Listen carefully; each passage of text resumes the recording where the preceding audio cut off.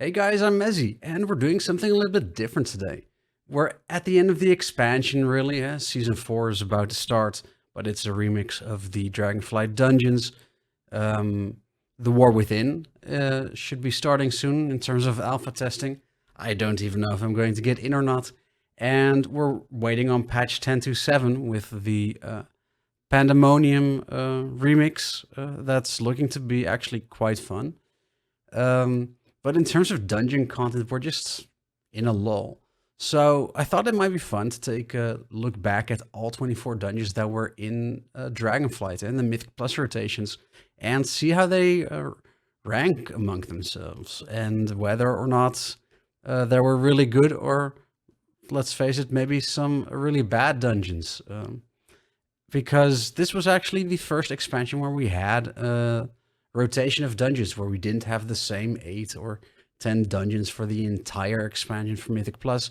And that's, I think, been a really good change. Mythic Plus really needed it. And as we're already judging things, I'm really glad that the seasonal affix got removed because of this. I really just like going into different dungeons every season and focusing on learning them and progressing through them on higher key levels than that a seasonal affix really added anything to the challenge. So I'm quite happy with that. So I'd say let's just dig into it. I've never done a tier list before. Maybe this is going to be a complete disaster, but we'll find out and we'll learn together. So, up first, let's go just through the 8 Dragonflight dungeons that were added with the expansion. Actually, 9 or 10 if we include the 2 wings from Dawn of the Infinite, the Mega Dungeon. So let's get started with the Ruby Life Pools. Now, the Ruby Life Pools is a dungeon I'm actually not that big a fan of.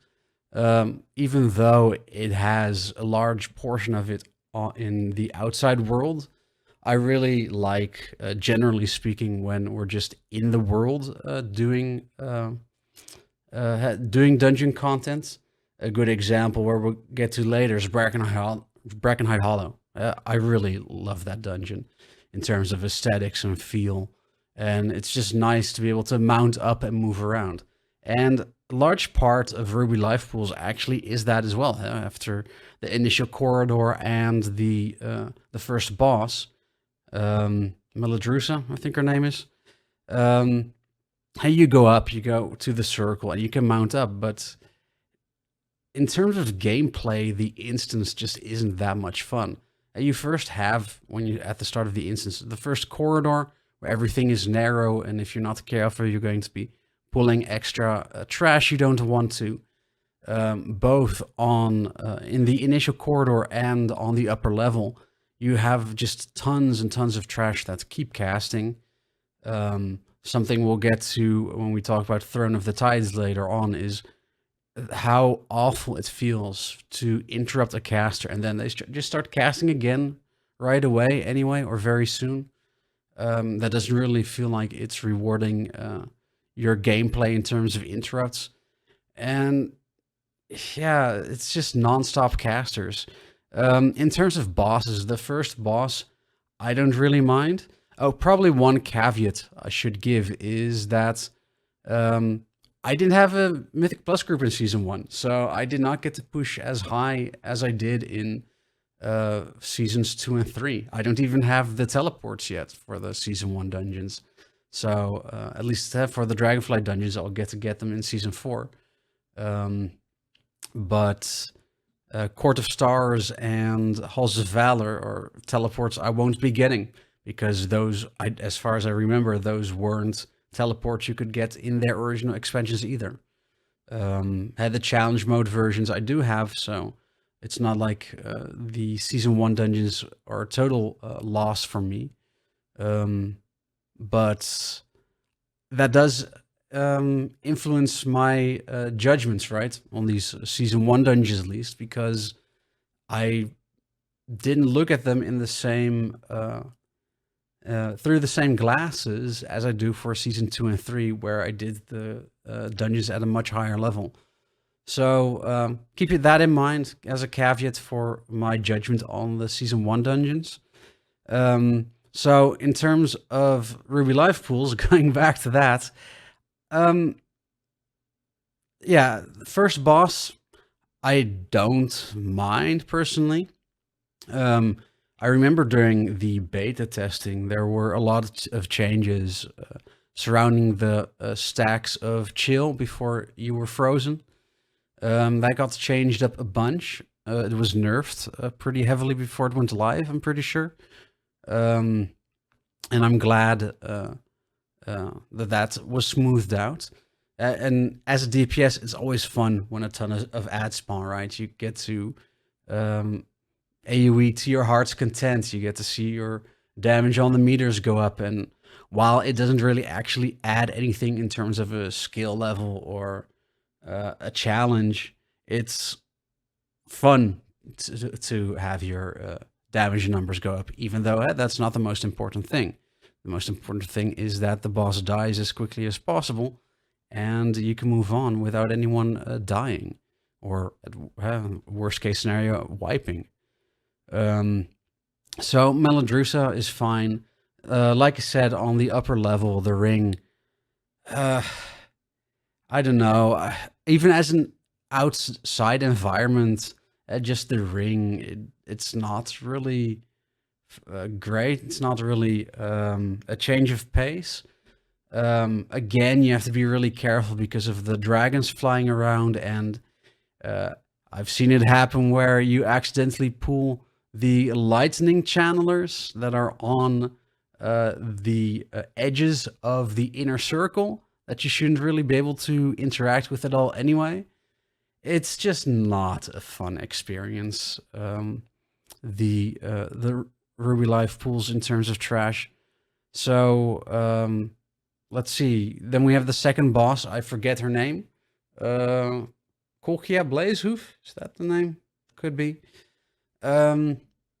Actually do like this boss. I like that you have basically full control of where the fire is going to spawn, and it allows you to aim at the boulders and the ads and stuff like that to spawn in the direction your group is not moving in. If I remember correctly, but maybe I could be wrong on this, the ad, for example, I think spawns on the person furthest away from the boss. Maybe that's not true, but I think that was the case. And I like that control. Same thing with the boulders. She throws it at a player, so you can make sure that you're positioned in the correct spot for it to move away from you. The only thing I don't like about that encounter is the ads, and then specifically the cadence at which they spawn. One thing I don't like in terms of boss design is the constant spawning of ads that are just basically DPS sponges to keep DPS away from the actual target. And you don't really achieve anything, right? When the ad dies and it spawns a lot, it's just DPS that was not on the boss. So if the ads spawned less, maybe I wouldn't mind as much as just a small challenge. Take, for example, the fire elementals, also fire elementals, but in Algeth'ar on the last boss. That feels much more appropriate. They die quickly. You're not spending tons of damage on it, and it feels better to switch. It doesn't feel as punishing. So, in terms of movement and positioning, tactics, great encounter. In terms of just general feel, not so great. Then the last boss, honestly, I don't have a strong opinion about it either way. One thing I do like is that you can choose to funnel DPS into the dragon before the dragon even comes down. And yeah, that's about it. They nerfed the fire dot with the fire swirls for Season 4. great. I don't know how big of a problem that was on higher keys. I don't remember it being a problem on the lower keys in season 1. And other than that, yeah, it's not a good or bad encounter either way, I would say. So in terms of the dungeon as a whole, for me, it's if maybe a C. I'm not that enthusiastic about it. We'll have to see where the scale of the list ends up being. Maybe it'll go up to a B. But just in terms of fun, in terms of looking forward to going back in season 4, I'm not enthusiastic. But it's not terrible either. So we'll just put it at C for now. I realized that I took, 5 minutes to go over one dungeon? I'll try to speed it up a little. So let's go over to the Naku Defensive next. So Naku Defensive, I just remember loads and loads of trash. That wasn't very fun. And in season 4, they did make some nerfs, but they also buffed the trash in the graveyard portion of the instance. I'm trying to remember the name, which is why I'm pausing. The Eternal Kurgans, I believe they're called, with all the ghosts and undead and stuff. In terms of boss design, the first one, the dragon I like is a simple rotation of 3 different abilities. I really like the incorporating of the the ballistas, right? You shoot a ballista to stop the big channel.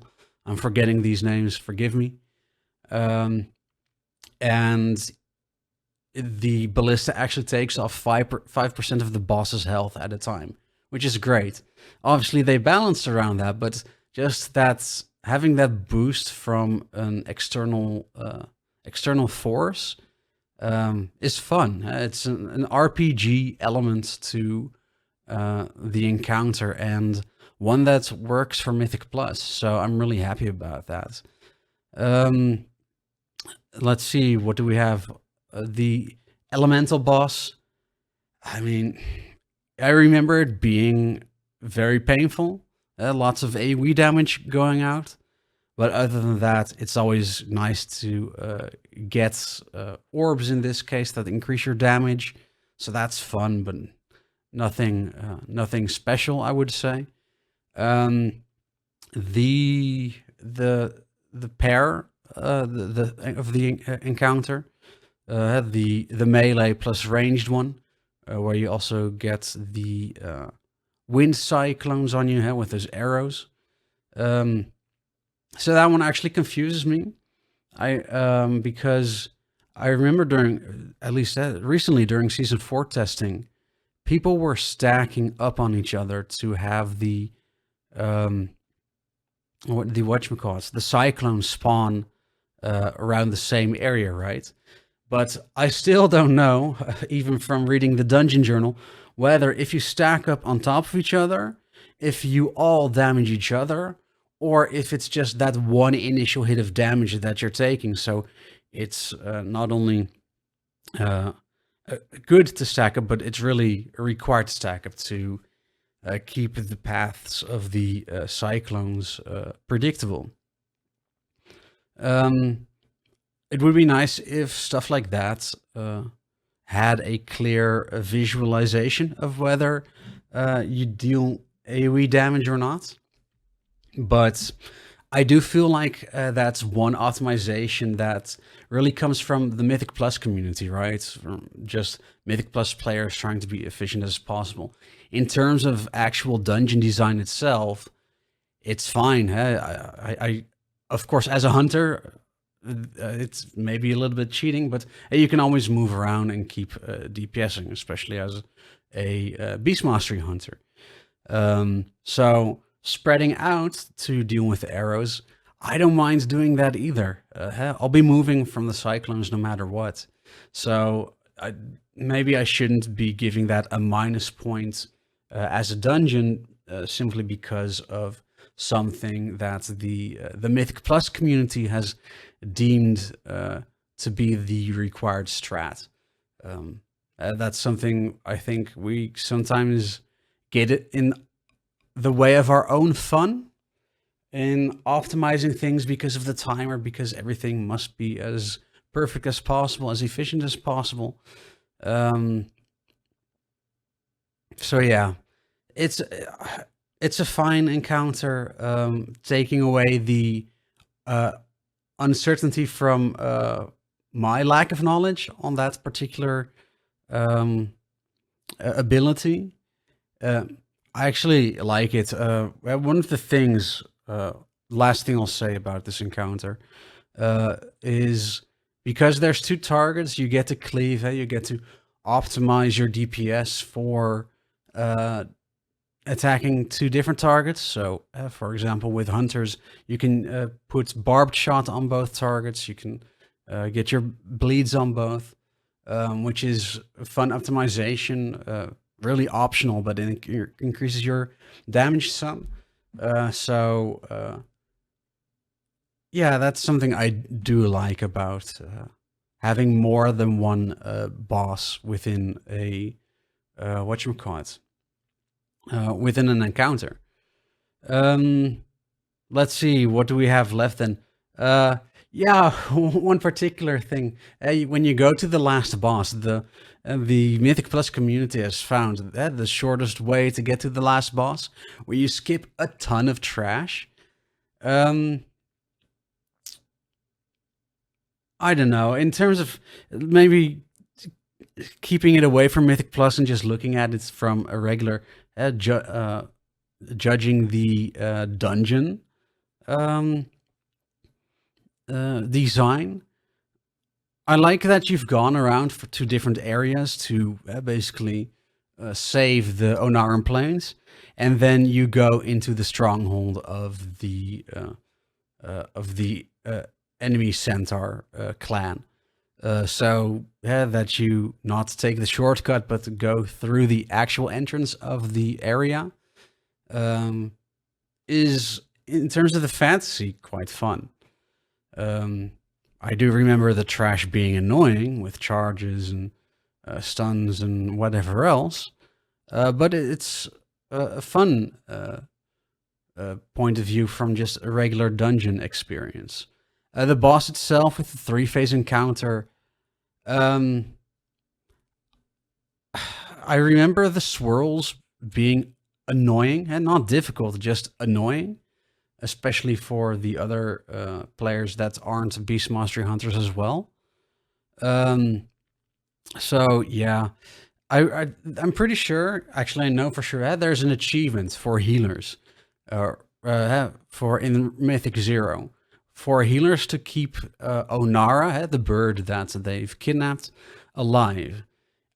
I kind of wish that maybe to make it more fun and to give players an advantage as well, that there would have been a part to that fight, maybe even an optional part to the fight, where indeed, like for the achievement, the healer has to heal Onara, and then that gives the group a buff, right? Whether it's immunity to the pushback, whether it's a haste increase because Onara wins. There's some fantasy thing you could come up there for why you're getting a haste buff.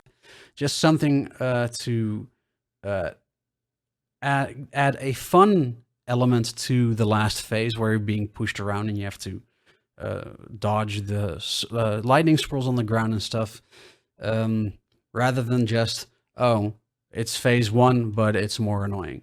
You know, so that would have been a nice addition, I think, to play on what's already an achievement for the glory of the Dragonflight Dungeon meta achievements.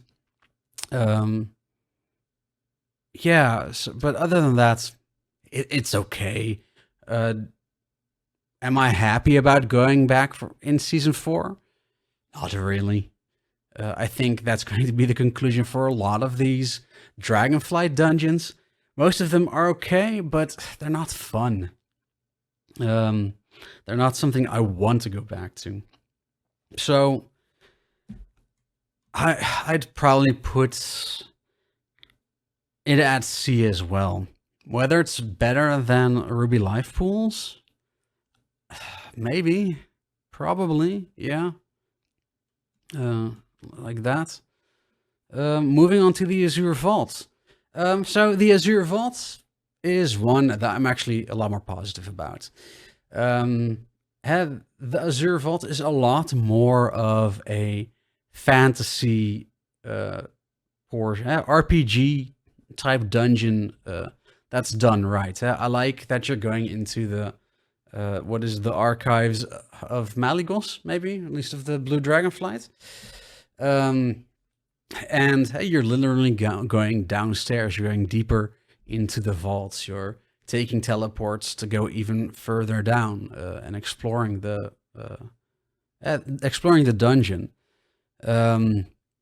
In terms of trash, at least for season 4, they've gotten some changes to make them better. I remember from my pugging days in season 1 that the cone was a big issue in the early portion of the trash mobs. That's being adjusted, so great. Should cause less friction for groups. And Laymore, the first boss, they nerfed it, right? There used to be 14 trees, I'm pretty sure, that buffed him, and they reduced that down to 12 somewhere during season 1. Which made it a lot better. So, as design, what I do really like about Laymore is you have to kill the trees with his own abilities, so that when he does his AoE, he doesn't kill you, because I think it's like 50% damage per, or maybe 20% damage per tree that's still alive as an increase for the boss when he does his AoE. So, having the tank use the cone to eliminate as many trees as possible. You only have one shot as a tank to reduce the tree count before the entire group has to handle the trees with the circles.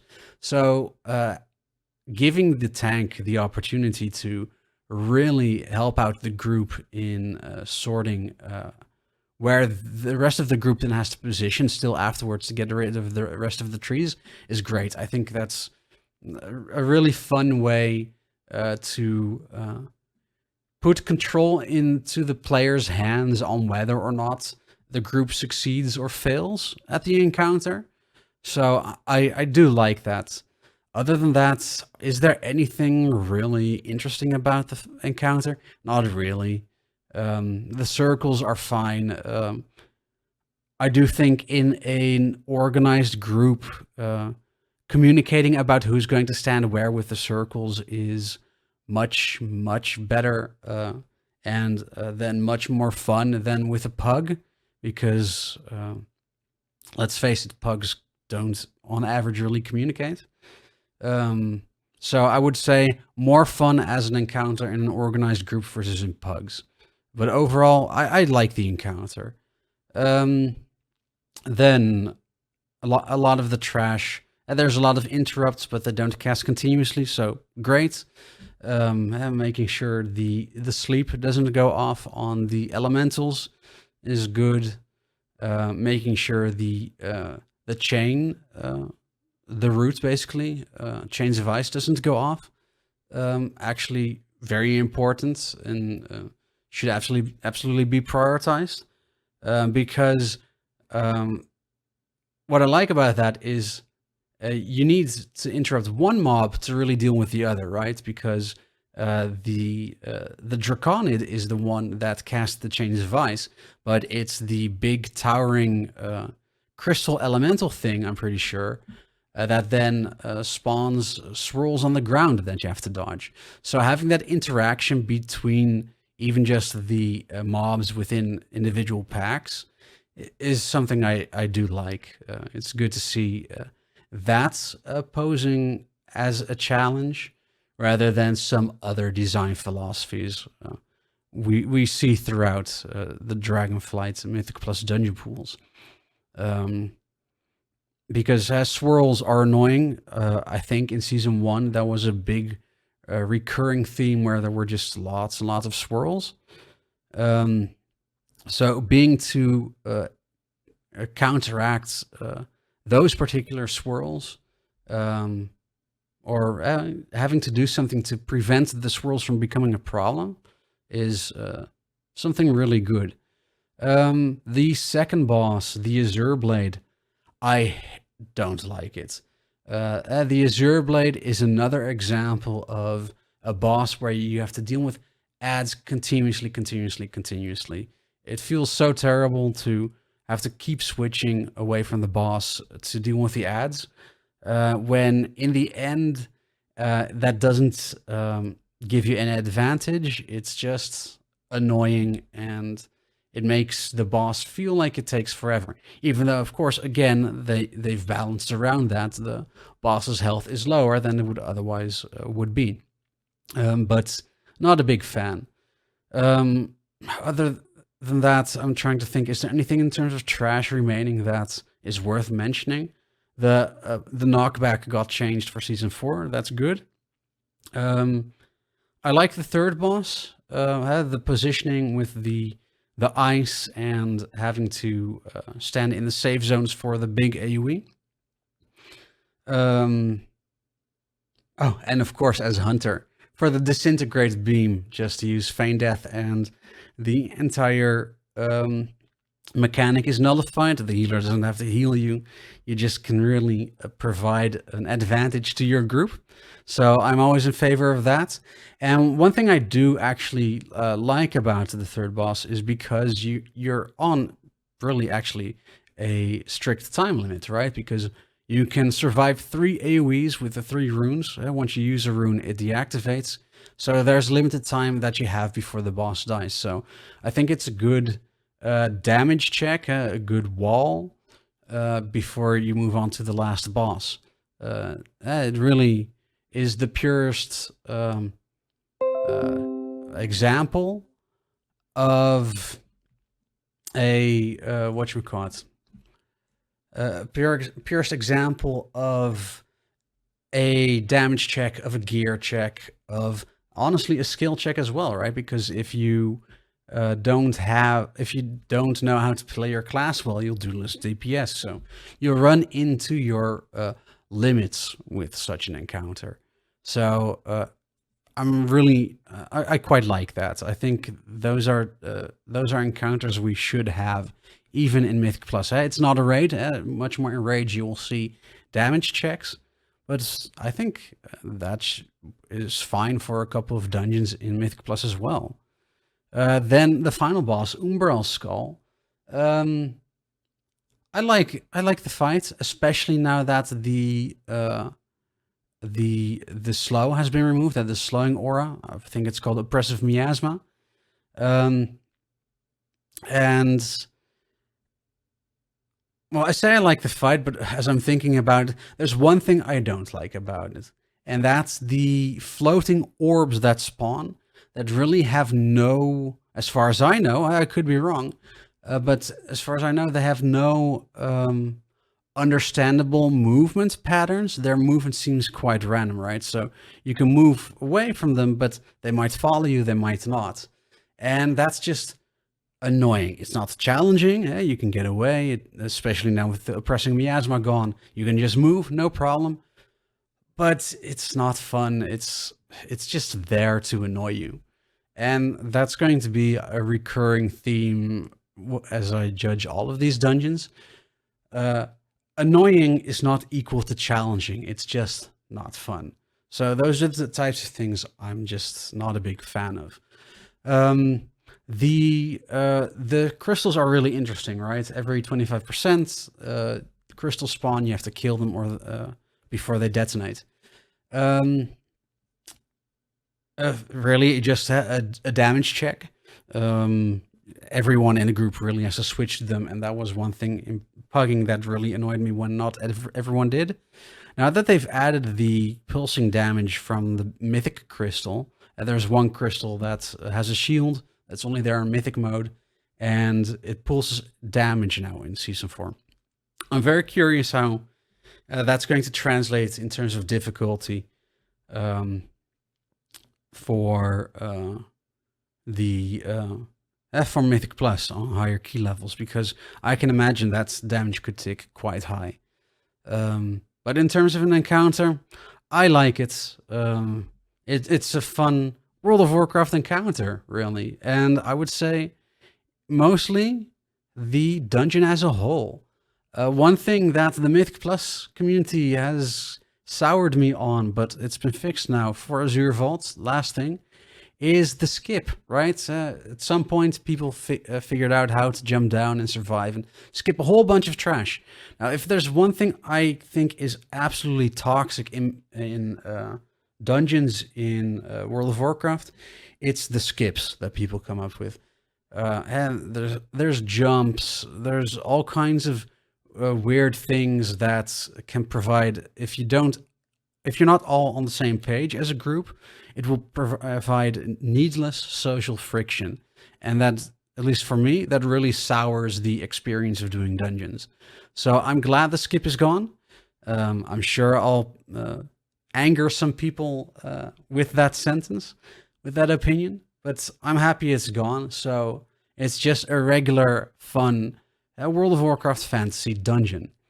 So for me, I would judge it, and again, I did not do this on high keys in Season 1. Maybe I'll change my tune after Season 4. But for me, I really like this as a dungeon. I think it hits most of what I'm looking for in a World of Warcraft dungeon. So for me, it's an A. The first one on the list where I can enthusiastically talk about what goes right. Which brings us to Algeth'ar Academy, another one I really quite like. I'll try to go through this a little bit faster. We're already at, 30 minutes. So if anyone is still watching at this point, thank you for sticking with me. I hope you're enjoying my thoughts on the dungeons. So let's head over to Algeth'ar Academy. What I like, it's open world again. And you're actually exploring different parts of what is the academy. There's very much a, how did someone put it? There's a Hogwarts feel to it, the magical school. So I really enjoy it. Trash, I can be quite quick about. The only thing that's really annoying is the flyers that enrage themselves. And they gain the stacking damage buff from the enrage quite quickly. So as a hunter, I have trank shot, but that only removes one stack. Whereas druids, for example, they can dispel the enrage, and then it dispels all stacks. Blizzard, please fix. Hey, give me just a full enrage dispel then. So that's really annoying and painful. Especially when there are tanks, even on the PTR realm, where they decide, okay, we're going to pull absolutely everything in the tree encounter area, all the trash, and then there's 6 or 9 flyers just attacking you continuously, and you don't have the DPS or just really don't have the dispels to deal with them all over time, in time rather, I should say. But other than that, Croth. Oh, Croth is the bane of my existence. Not as a player, but as a content creator. During the Dragonflight beta, it took them so long to finalize the Croth encounter. I made like 3 or 4 different versions of the quick start guide for Algeth'ar Academy because they kept changing Croth. So just from a non-player point of view, I'm not a big fan of Croth. But other than that, I do like the choice you have as a group, whether you go for the fire goal or the air goal first. What kiss curse mechanic do you want to deal with? Do you want the stun, or do you want the the orb that gives you haste? I think that's great. Veximus, It's fine. It's an encounter. It's a boss encounter. It hurts. You have to do things. You have to soak stuff. Um, I do like that you have the option to have your tank soak multiple orbs and then to just dispel the debuff from the tank. I think that's a great way to actually deal with it and allow your healer to heal only a few people instead of everyone. Um, Although I don't think even the soak hurts when you don't have any stacks yet. So it's a fine World of Warcraft encounter. What do we have left? Oh, we didn't really discuss the tree boss. He also changed during beta. It's fine. One thing that is fun about the encounter is it's an AoE fest.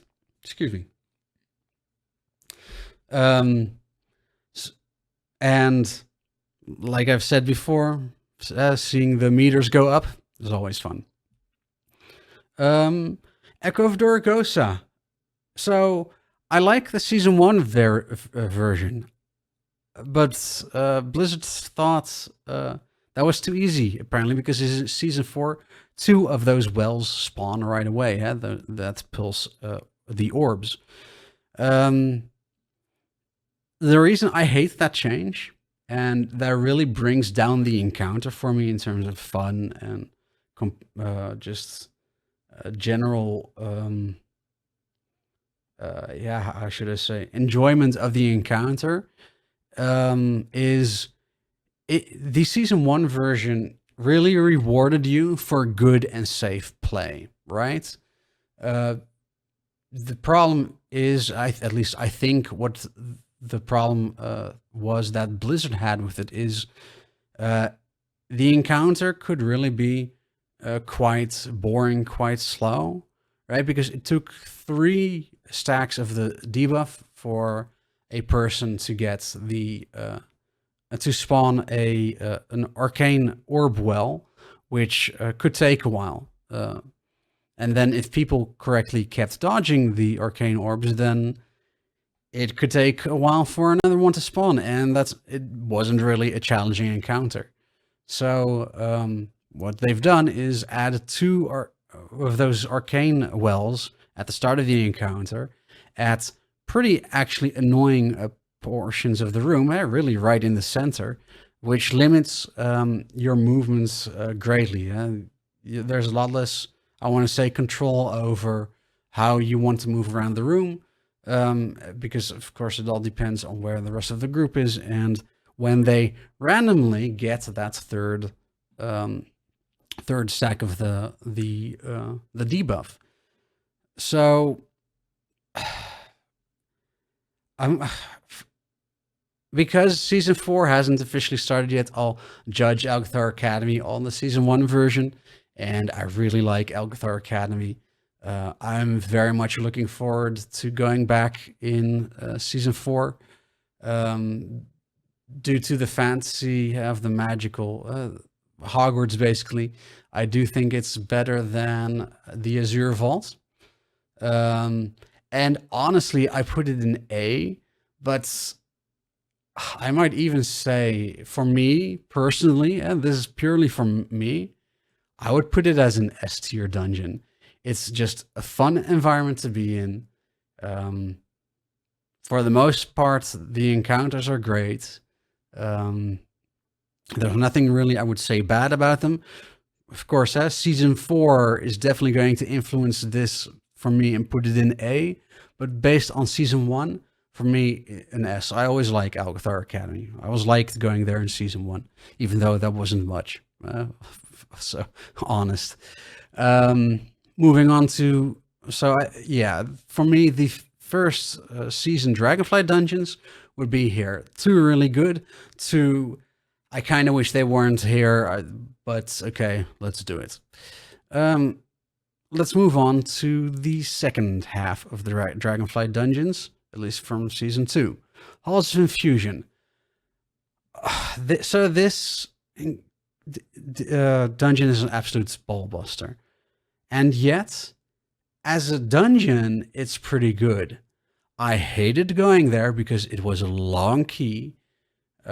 the final boss, Iridius, was absolutely brutal on Tyrannical on the higher keys, where you had 2-3 intermissions, but that's changed in Season 4, so that's really good. But you had the runbacks, which also has been resolved for Season 4. So going through it quickly, just too much trash in the first portion that needs interrupts. And then I'm not just talking about kicks, but I'm also talking about stuns. Thankfully, those orbs have gotten a giant nerf, 41% damage reduction. But there's the expulse cast, there's the shout that reduces your damage by 25%, that also stacks. There's a lot. There's just a lot of coordination really that's needed. And while that's perfectly acceptable, I think that's actually good. Some dungeons should have that. It's exhausting. The first boss is good. Only thing I'll say about it, but that's really a people problem, is Shadow Priests, when you have to pug a DPS spot, that are just randomly casting Mass Dispel before people have a chance to move out with the debuff, spawning the lightning puddles under the entire group. Very bad. Please don't do that, especially if not everyone is aware that you're going to do that. But other than that, it's a fine encounter. There's a lot of variety in it. I'm sure melee DPS have a different thought about the debuff, having to move far away from the boss to stop DPS. So I understand not enjoying that. The second boss is really interesting. I do like it because of the chances for your group to use utility to keep the little frogs in place, to make sure that the gulping Goliath eats all the little frogs. Has stuff like, of course, AoE stuns, but there's also roots. There's whatchamacallit, Wild Vortex. Just a ton of different abilities that you as your class and your whole group can use together to make the management of the ads really easy, and it allows different classes to shine. So I really like that. The trash on the way to the third boss is a pain. In Season 4, they've changed that as well, right? The wind people, I forget the name, Gale Singers, they no longer have casts that need interrupts, so there's less of that to worry about, so that'll be good for Season 4. The dragons. So the dragons, I'm not sure what to think about them, because I think part of it is a player problem, but at some point during Season 2, our tank just felt like they had to start really kiting the dragons to not get hit by I think it was the breath. And having to have your tanks kite to deal with a mechanic, rather than actually deal with the mechanic itself, feels bad. Then the rest of the group has to run after him or her. And that's just not great. But other than that, it's fine. Nothing in particular good or bad, I would say, about the trash. The third boss, I'm in two minds of it. On one, I really like it. It's predictable. It's always the exact 3 different spells in a row. So you know what to expect. You know where to move to deal with it. Before you hide for the next AoE, you want to move away to make sure that the Cyclone doesn't hit an ice block, which shows some skill level that you have to provide to deal with the encounter before you move in. I remember during beta, it was an actual ball buster. The pulsing AoE did so much damage, and I'm pretty sure during Season 2 even, it was a tough one for the healers. So I can imagine that as a healer, You did not look forward to doing that fight. But from my perspective as a ranged DPS, I really enjoyed. I think it's a good fight. Maybe a little bit too healer dependent, I want to say. It's really make or break whether your healer can keep up the group or not. But maybe that is just like I said earlier for the Azure Vault had the damage wall for DPS in Azure Vault. Maybe this is just the healing vault, healing vault, the healing wall for healers in House of Infusion. Ironically, or coincidentally, both of those bosses are the third boss. Maybe such a healing or DPS check shouldn't be so late in the dungeon. I think that might be something that could change. Then the last bit, no one likes the gauntlets. It's annoying, it's a pain, things can go wrong.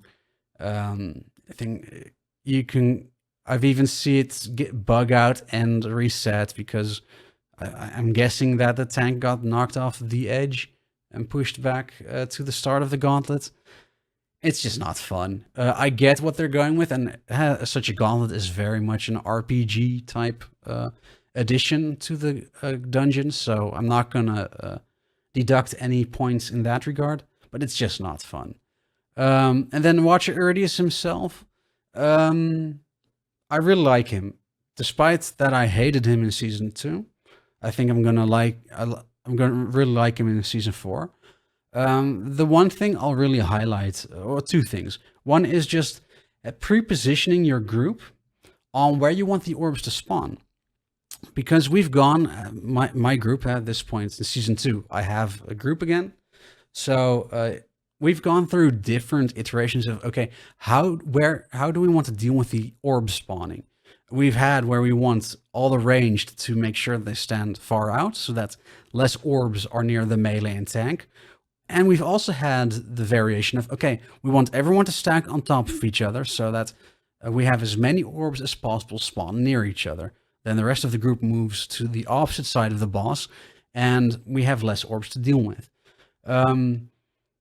The one problem we had there was the fact that the orbs were sometimes then going through the boss himself, and it wasn't very clearly telegraphed on the ground when an orb was actually about to reach the tank through the boss, which then resulted in wipes because the orb then just killed our tank. So that really sucked, but because you can experiment with your positioning, I like that because there's different ways to solve the puzzle, right, for the boss. So I think that's great. The second part I do like about Iridius, especially now that the intermission has changed. It again allows you to use abilities you wouldn't normally use in Mythic Plus. And I'm specifically talking about crowd control. Because in general, in the days of old, oh god, back when we had Burning Crusade Heroics, for example, we used crowd control. So we would only have to deal with a couple mobs at the time because otherwise you were going to die. In Mythic Plus, it's not about crowd control in that sense. You want to pull everything, you want to start DPSing everything as quickly as possible. All your CCs, stuff like traps, hexes, all that good stuff doesn't get used. We have an affix now where it does need to be used, but in general, it doesn't get used. On Watcher Iridius, however, you get to use your crowd control as an advantage and something you really need to then survive phase 1 again, right? You want to crowd control the ads you're not DPSing so that the boss doesn't get more stacks of his damage increase. That's great. I think that's a great way to be able to use a different ability or different abilities that you wouldn't otherwise usually use in Mythic Plus. The last thing, is there a last thing for me to say? Yeah, just the difference between whatchamacallit, pugging and organized groups, right? That very crowd control thing where at least in our group, for example, there's the tank has an auto marker add-on to mark the 4 ads that you need to kill or crowd control. In an organized group, we're all on Discord. It's very easy to say, okay, Mezzy takes star, someone else takes triangle, stuff like that, right? To crowd control. So I imagine that will influence your experience of the encounter as well. So in terms of where I would put it at a B, simply because of the length of the dungeon. I'm sure we'll see that as we continue through the list, but in general, shorter keys are more fun, because if a key is deplete, then you'll have wasted less time. But if it's not and you complete it, then you get to have that moment of victory quicker in a 30-minute key compared to 36 or even 40 minutes. So for me, it's a B. Definitely like these two a lot better. Is an interesting question of, do I actually like Halls of Infusion better than Onar Plains and Ruby Life Pools? Well, based on the spiel I just had, yes. Let's move on to whatchamacallit, Uldaman Legacy of Tyr. Okay, we can put that right here. Is it really an E for me? So I'm rambling. I can tell we're only 5 dungeons in and we're at 51 minutes. Sorry guys, I apologize. So let's speed it up. So Uldaman Legacy of Tyr. Other than the first boss, every other boss is a pain in the ass. It's high damage taken on on higher keys. You have bleeds and stuff, and you can't really outplay that except with Stone Form and Blessing of Protection. It's just not fun. Trash hurts. There's just never, if I look at Tyrannical and Fortified weeks, there's never a week I wanted to play not Halls of Infusion, Uldaman. There was never a week where I thought, okay, well, I'm fine to go there. It's a dungeon I actively wanted to avoid. It's too long. It's too painful. One thing I will say is some of the trash has mechanics where you can line of sight it to then not take a massive amount of AoE damage, or the stacking haste reduction debuff. That's good. I do think there needs to be a better way of telegraphing that, because that's very much a discover by accident type of way to play against the abilities.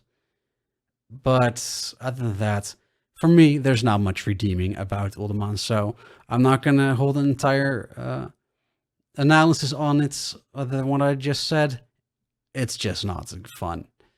Neltharis, another one I actually don't like. Neltharis at the start of the expansion and then the start of season 2, it was fine. It was painful. Stuff like runbacks, some buggy encounters. Chargoth comes to mind. Getting the charge treasure on the final boss, and then despite using turtle to make sure I don't die, still getting clipped by a swirly that I swore I wasn't in the path of.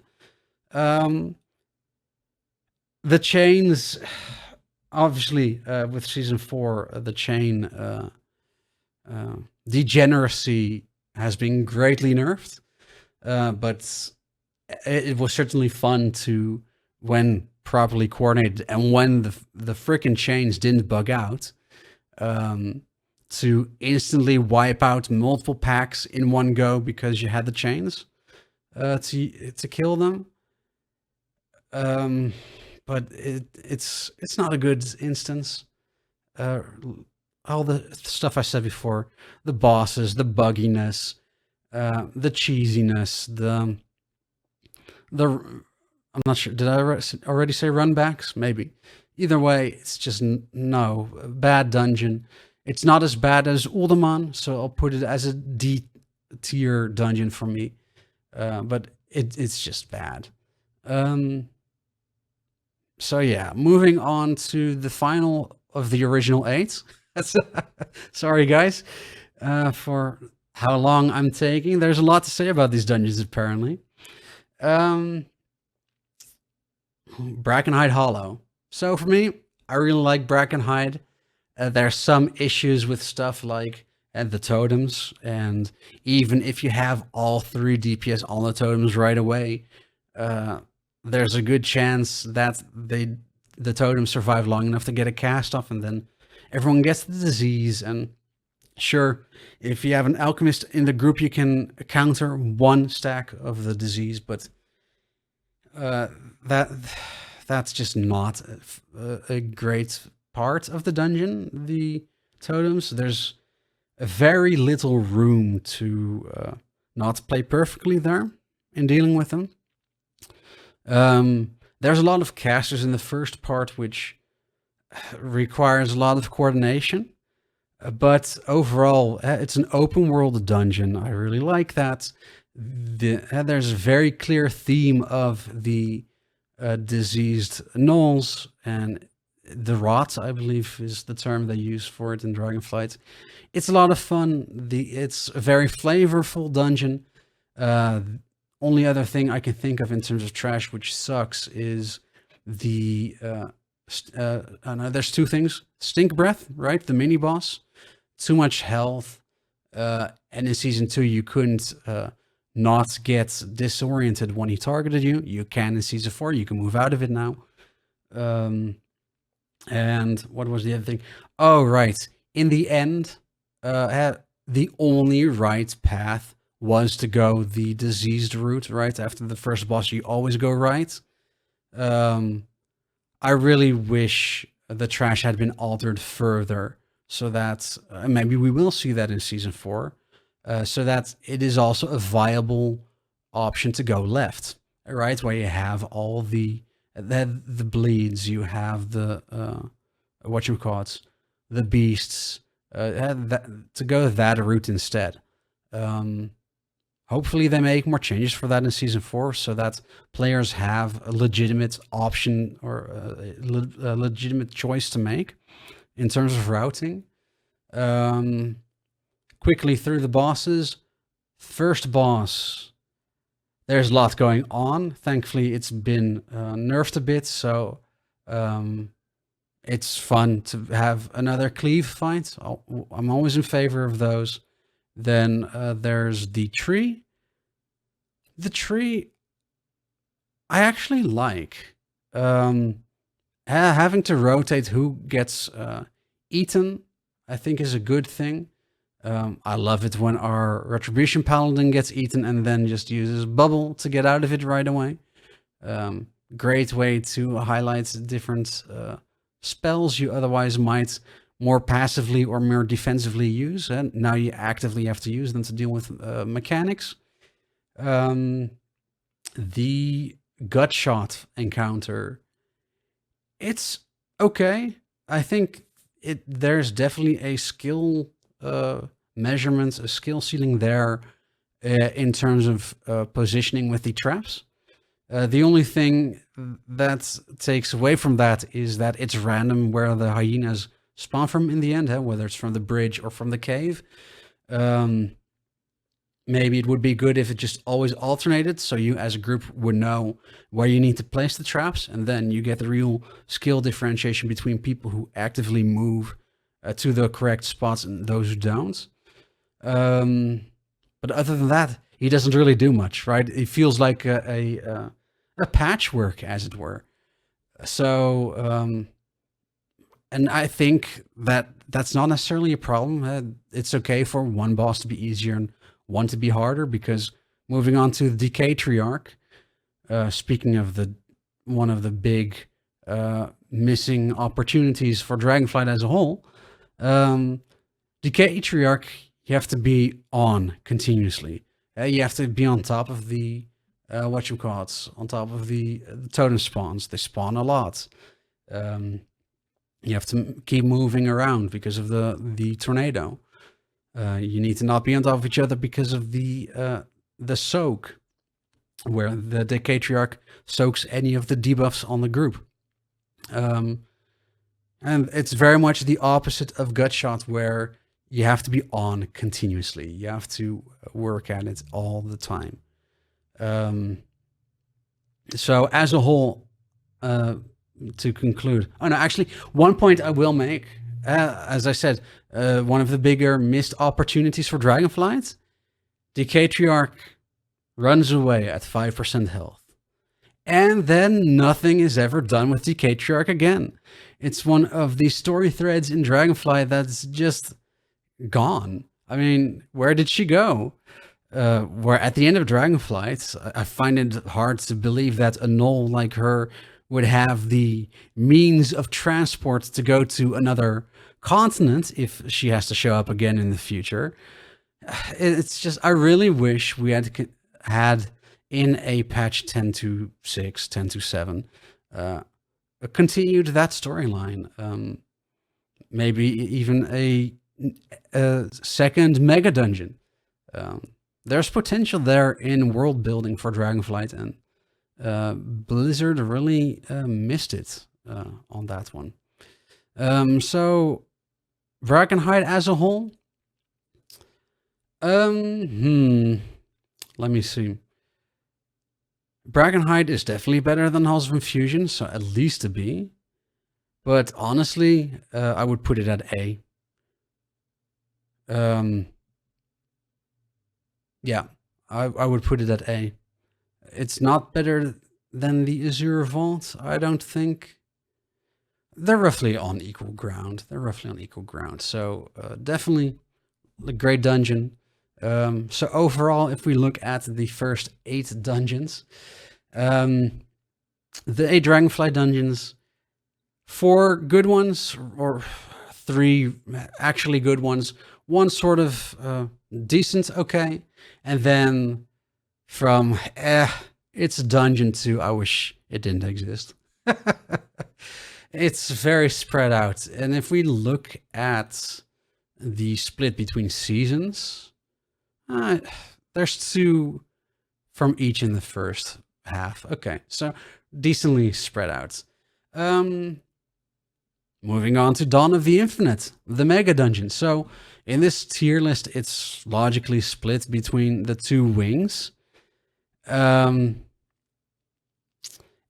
it's a little bit of a dilemma for me, because I was and still am very enthusiastic about Dawn of the Infinite as a mega dungeon. I loved it. The story was great. The environments were great. There was just so much to like about it.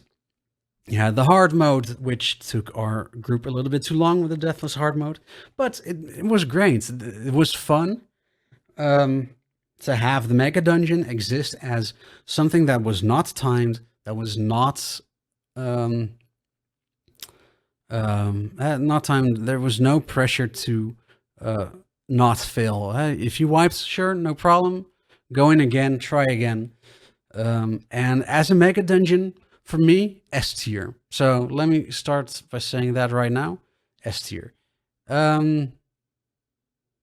But because this is a Mythic Plus tier list, we do have to go judge them based on how they were implemented, executed as individual Mythic Plus dungeons. And that's going to give a very different result in terms of where they land in the list. So again, the mega dungeon, I hope to do more. I think there should be more than 1 new dungeon every expansion. I mean, seriously, what the hell is up with that? There should be a new dungeon every single major patch, as far as I'm concerned. So again, Dawn of the Infinite as a mega dungeon, S tier, love it. Top of the list, it would be it will be on the #1 spot, even before Algeth'ar Academy. Now, on the Mythic Plus side. Oh boy, it's not fun. The nerfs they made, the adjustments they made to the Mega Dungeon mechanics were very much needed. There's a lot of walking around. There's still a lot of RP. There's a lot of trash that all do something special, that all have to be taken care of, or people are gonna die. It's there's very much a design conflict between what trash and bosses can and should do in mega dungeons, which are sort of mini raids, and how that impacts them as bosses, as encounters in Mythic Plus. Everything is annoying, everything hurts, everything's just a pain to deal with when you're dealing with the timer. So, Fall first. I think Fall is the lesser offending wing of the two, though this is because simply it is generally an easier dungeon.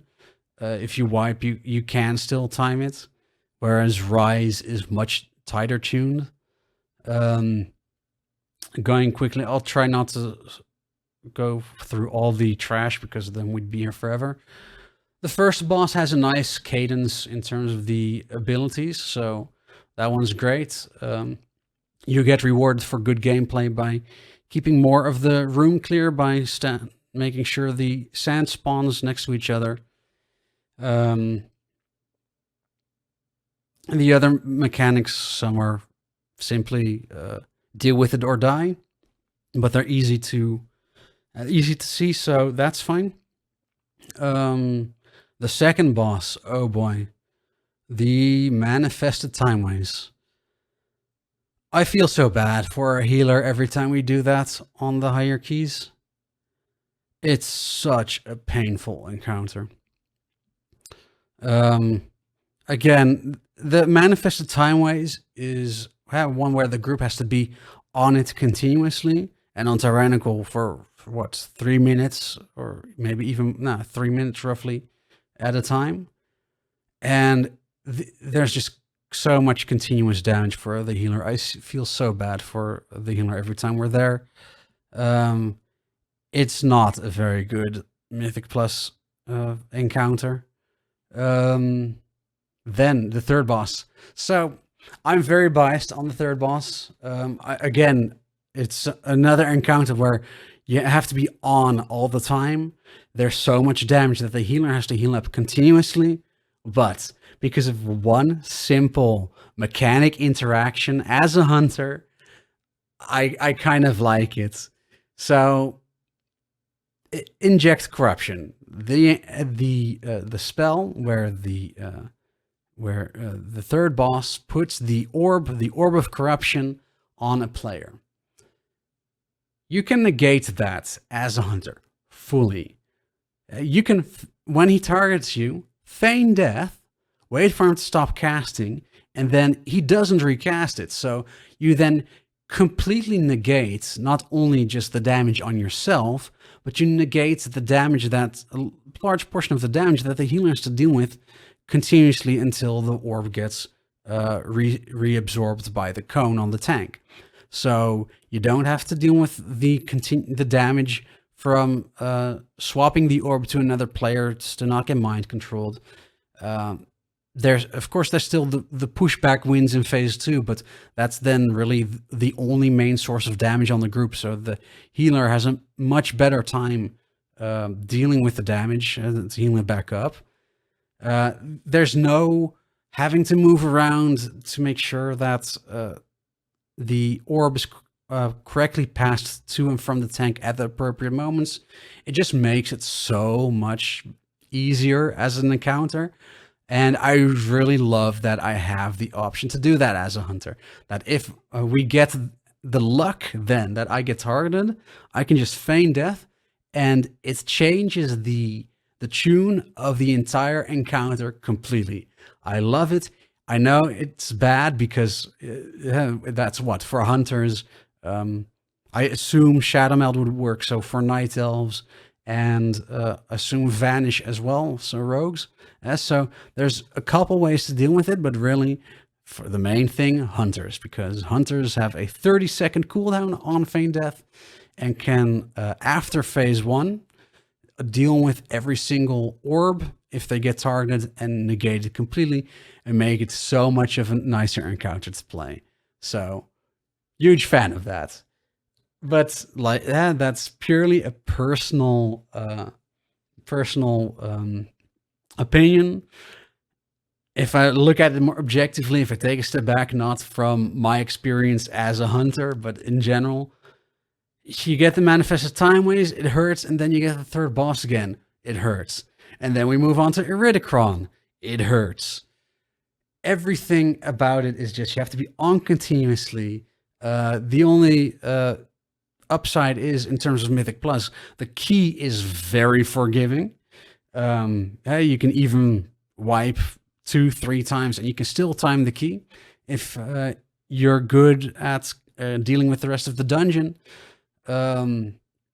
Iridicron also feign death usable there as well. If you get targeted by the giant swirl, you can feign death when he stops casting. You can cancel your feign death. He won't target you with it again. There's no dot for you to heal up. Love it. But everything else, it hurts. It's a lot. So maybe the best way to judge where it goes in the list is, would I hate it if it showed up again in a dungeon rotation, in a Mythic Plus rotation? For fall, no. Is it better than Ruby Life Pools and Unarmed Plains? Yes. Is it better than not Ruby Life Pools, Halls of Infusion? Yes, actually. Well, no, simply because of the intensity of the dungeon. I'll put it behind Halls of Infusion. So let's do that. Then Rise. So then we go to the second wing, and there's not much redeemable about Rise. Just like Halls of Infusion, not Halls of Infusion, like Fall, it's a ball buster of a dungeon as Mythic Plus dungeon. Everything hurts. Tyr as a boss is very unforgiving. He takes forever, gets the shield a lot. Then we have Morchi. Okay, so Morchi I do really like. After the changes they made for Mythic Plus, Morchi is great. Whereas there's now enough sand traps for everyone to deal with the clones. Making the hats big so you can easily find who the correct Morchi is when she splits up. I really like that. So Morchi as an encounter, you can deal with it. You can use stuff like traps and slows and stuns to help with dealing with your clones as well, so that you don't get 5 stacks of the dot on the group right away. It's a really good encounter. The Battlefield of Eternity. It's fine. It's a quick fight, actually. It's more in this dungeon, the trash, in these parts of the dungeon that I really hate.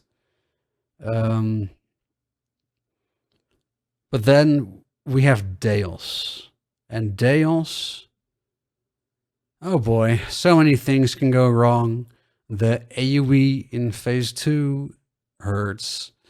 And to top it off, we just saw Deus, right? We have Deus in Uldaman, and then we see him again in Rise. And yeah, I wish. So the thing is that everything hurts, and Coordination is required with the orbs, but I think that's something good.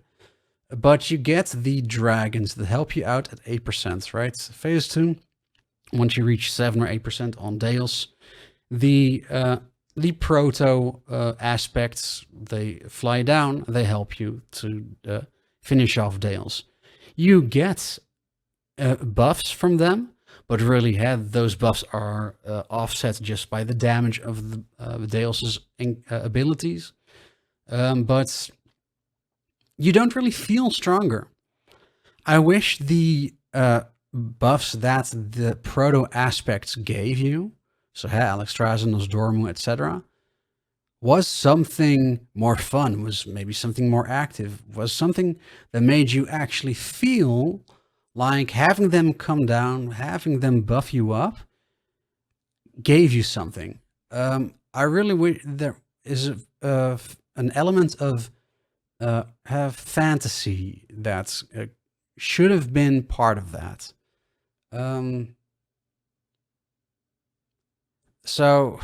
But it's so tough with Rise because my opinion is just very much influenced by how much of a pain Rise was as a Mythic Plus key. I'll put it as a C. It's my gut says to put it as D, but I feel like that does a disservice to the design of the dungeon, and it's really just a conflict between what Dawn of the Infinite is as a mega dungeon versus how it plays out, how it feels as a Mythic Plus dungeon. So as a Mythic Plus dungeon, I really should put it down at D, but design-wise, the fantasy of the environment, stuff like that, I'll put it as a C behind Ruby Life Pools. I will say I'm not 100% behind this, but I couldn't give you a quick answer either way. Now we get to my favorite part of Dragonflight, of Mythic Plus and Dragonflight. We get the old expansion dungeons. I'm so happy we have those now in Mythic Plus. Mythic Plus is no longer monotonous between the seasons. And there's just a lot of great dungeons in old expansions that I'm really happy we get to play again. Having said that, ironically, this first one is one I was not happy to see back in Mythic Plus. And it has nothing to do with the dungeon. So I won't judge the dungeon based on that. The only thing I'll say is just before we got Mythic Plus, the Mythic Plus rotation with the Dragonflight, we had the Legion Mythic Plus edition in Shadowlands. And we had this dungeon there as well. I'm talking, of course, about Court of Stars. So Court of Stars, I think maybe even the guide I made for that used footage from the Shadowlands Legion Mythic Plus dungeon, and it just sucks that right after we had it there, we then have it again in Dragonflight in Season 1. Again, the same dungeon, which goes against the whole idea of rotating all dungeons every season. In terms of the dungeon itself, I don't like how you have to be very careful on where to move, despite it being an outside environment. It's very easy to walk slightly too close to the packs that are all over the place. And there's stuff like, oh, and this is, of course, again, a player problem, but where you, as a group, jump over things to try and skip patrols and stuff like that. Early on in the dungeon, I think there's something with water, and my stubby dwarf legs can't deal with them, apparently. Of course, in the end, I can just disengage out of it, but still. In terms of an encounter, the first boss, I like it. If you have a rogue or an alchemist, there's an RPG element throughout this dungeon I love, where you get to use your different classes and professions to give you advantages and buffs. I think it's at 25% health. It just completely knocks out a quarter of the fight. Love it. The other mechanics, they're not difficult to deal with. You do have to pay attention to your feet. I like that. And I also like the fact that if you disable the pillars, if you clear trash or use rogues, for example, to make sure that you disable all 4 or 5 of the pillars, you won't get ads during the encounter. I love it. Hey, you're doing a dungeon. It's nice that something outside of just the boss encounter can influence it. So, first boss, great, fine. Second boss, or first I'll say the second boss area. What I like I said just before, having buffs, all right? Having buffs from your classes, from professions, give you advantage. What I don't like about it is that it's completely random. You don't know beforehand what you'll need, or if you'll get anything you can use. So what I would do is I would make, I would have the game check before, when the key launches, when the dungeon starts, which classes and professions are available to this group. And then randomly choose a couple of those and make sure that those spawn, so that there's always buffs for you to pick up and feel like, yes, I got something from the dungeon. I get an advantage that I otherwise wouldn't. So that's the only thing I don't like about it, the randomness. But other than that, love it. The second boss, really not much to say about it. It's okay. It's nothing special. It's a boss. The third boss as well. Skipping over the what's it called? Finding the disguised Dreadlord minigame. I'm not a big fan of it. It feels like a waste of time. If you have a protection paladin, or just a paladin with a shield, and a or a demon hunter, you can find the Dreadlord quicker. That is a big advantage. That is very much an RPG element, which I've said throughout this video I'm happy with. I like them, but it's in a completely different order of, if you don't have it, there's so much time that can be wasted. It's not a very fun mini game. I could very much do without it. And the final boss really improved when they made the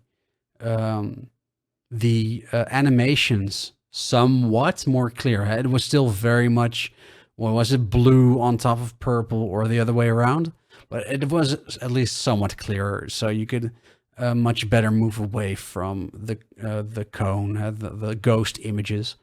So that was really good. So as a whole, Court of Stars, I hope we don't see it again soon. If it does, will I really complain? Probably not. Is Court of Stars better than Naku Defensive? I'd say so. Is Court of Stars better than Fall? So, and this is where we get the conflict between pure dungeon design and Mythic Plus. In terms of just Mythic Plus, I would put Court of Stars above even Halls of Infusion, actually. Okay, so based on this, you would say I would be very positive about Court of Stars, and this is really not an objective list. There is a lot of subjectiveness involved, but yeah, we'll put it up B. Congratulations, Court of Stars. Perhaps even a little bit better than you deserve. Which brings us to the Halls of Valor. We'll go through this quicker. I know I keep saying it. I'm sorry. I'm trying. Just go with me. Oh, it's too long a key. The boss encounters themselves are fine, actually. It's just, and as a fantasy, it is a nice environment. You have different changing environments even. There's RP, which thankfully they shortened. But where would I put it? I would put it higher than Algeth'ar. So I'm not going to go in depth in all the encounters this time. Better than Algeth'ar? Is it better than Rise? Ooh, so that's a good question. Yes, it's better than Rise in terms of a Mythic Plus dungeon, but it's not better than not better than the Ruby Life pools. So we'll put it there. Ooh, Temple of the Jade Serpent. So my opinion here is very much based on it being added as a Mythic Plus dungeon, not necessarily around the tuning of it.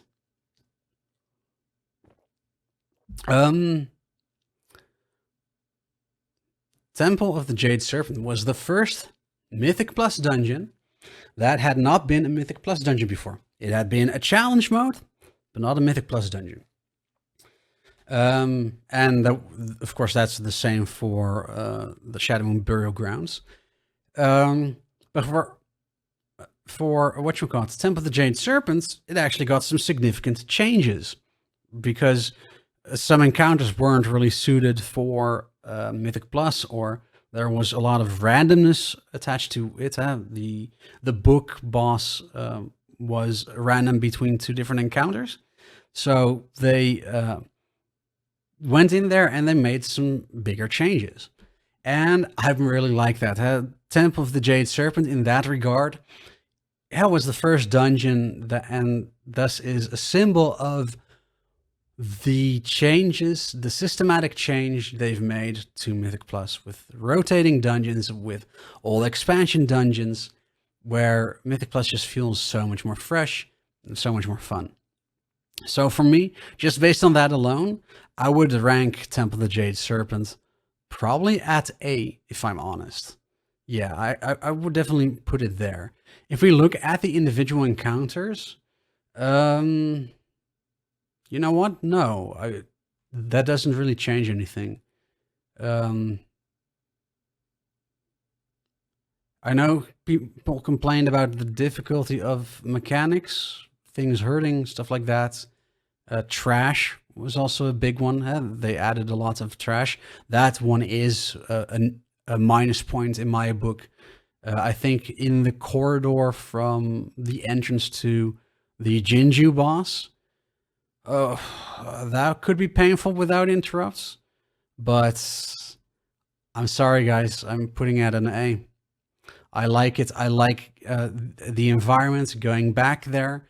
It's a very different vibe than the Dragonflight Dungeons. It's just a solid way to start the return of all expansion dungeons in Modern WoW for Mythic Plus. Just great. Shadowmoon Burial Grounds, a lot of it honestly in the same vein, except there weren't really many changes, if any at all.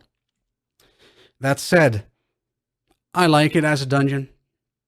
It's definitely better than all the dungeons in B. Is it better than Temple of the Jade Serpent? No. Funnily enough, the opposite is true for Shadowmoon Burial Grounds, where it's was too easy, right? If Blizzard had to redo things, they would make it more challenging compared to how it was. It was just a joke key compared to the other keys in Season 1. But as a dungeon, I like it. I'm sure I'll have a bunch of people raise pitchforks for this particular opinion, but I really like Warlords of Draenor. There's just one problem with Warlords. It did not have enough content. I liked the dungeons for the most part. I liked the the garrisons, the missions tables, the outdoor world content, or the outdoor world rather, was great. The leveling experience was sublime, one of the best we've had, except for the lags at launch. But I really liked Warlords. There just wasn't enough of it, and that made it a crappy expansion. Shadow Moon Burial Grounds, pretty damn good dungeon. So it's going in the A column, or A row rather. As a Mythic Plus dungeon, I would say Temple of the Jade Serpent is better, but that is also influenced just by it being the symbol of the change to Mythic Plus. And all expansion dungeons getting reworked, which is great. And we'll get more of that later on. Which puts us at the end of Season 1, finally. Onto Season 2, or the 4 remaining from Season 2. All expansion dungeons from now on, actually, looking at the list. Freehold. It's hard to not instantly put that in S tier. I love the dungeon. Many people love the dungeon. The theming, the pirates, the outdoor. There's just a lot to love. Ironically, in my experience, Freehold became one of the more difficult keys to time in Season 2. In BFA, it was an easy key, very easy to time, etc. It felt like some of the changes to Trash for Season 2 made it more challenging. Or maybe the timer had less time. I don't know what it was that made it difficult in Season 2, but my group had trouble with it. It's crazy. But as a dungeon, Harlan, all the boss encounters are great. The change they made to the council, so it's always the same too, very good. On the other hand, the changes to Trothak, the Shark Puncher, were very bad. One of the changes they made for Season 2 was Trothak would throw 2 sharks instead of 1. And eventually, on higher keys, Tyrannical then specifically, the timers would get out of sync between throwing the shark and picking it up. So at one point, you would have 2 sharks following you around instead of 1 already being picked up again. So that desyncing really caused some issues, and they never bothered to fix it. I really wish they did. Harlan is fine. I'm pretty sure there was a change. Oh yeah, they added the bleed, I'm pretty sure. I believe that was a mechanic they added to make it more difficult. But just as a dungeon, I love it. If it was in The War Within Season 1, I'd be a fan of it, even though the whole point is to cycle through many more dungeons before we get repeats in Mythic Plus. It's great. I'm putting it there. Would I put it ahead of Algeth'ar Academy? Yes, actually. For me, Freehold is just the image of fun in Mythic Plus. Oh, one more note I'll make, actually. The last boss on Tyrannical on higher keys, where he could... in the first 25, I think it's 25%, he randomly shoots at players in your group as he's on his parrot. And it didn't have an internal cooldown. So on higher keys where one shot of it could deal more than 50% of your health, could be followed up very quickly with another shot on that same person, instantly killing them. You couldn't really do anything about it. You didn't have time to heal it up. You're just dead. And sometimes, or maybe even more often, that meant an instant dead key, because like I said before, the timer felt a lot more tight in Season 2 compared to BFA. So that really sucked. There are some changes that were made in Freehold for Season 2 that influence it in a negative way, but as a dungeon as a whole, I love it. I can't wait to have it back again. It's just a great environment to be in. Moving on to the, what are they called? The Vortex Pinnacle. Another one I probably have an opinion on that not everyone is going to like. I really loved it. So here's the thing. When they first announced that we were going to have Mythic Plus with all the expansion dungeons, they said up to, I think it was Mists of Pandaria, that they said they'd go because of environment fidelity, modern mechanics, because Mists is when they started with challenge modes. Just overall, that was the hard limit. But the reaction I had to that was, yeah, okay, but I also like being in the older dungeons than that, right? In Cataclysm, there's great dungeons. There's great, really, I should say, environments. I'd love to go into Wrath of the Lich King dungeons. My personal guess would be that for the War Within Season 1, if we don't get all 8 War Within dungeons for Season 1, one of the old returning dungeons we'll get for Mythic Plus will be Ankahet the Old Kingdom, because from what we've seen at BlizzCon, we're expecting Nerubians for Season 1. So thematically, that would be on point. So maybe my guess would be in War Within will be the first time we see Wrath of the Lich King dungeons join the Mythic Plus dungeon pool. Circling back to Vortex Pinnacle, I've really liked it. They completely changed or made adjustments to trash mobs, to boss encounters. There was just a good redesign of a lot of aspects of the dungeon to still have it feel like its Cataclysm version, the old expansion version, but up to par, up to standards mechanically with a modern expansion. And I love that about it. I hope they do more of it. And I hope we see a lot more from vanilla through Cataclysm. So for me, to not harp on too long, it's definitely better than Fall.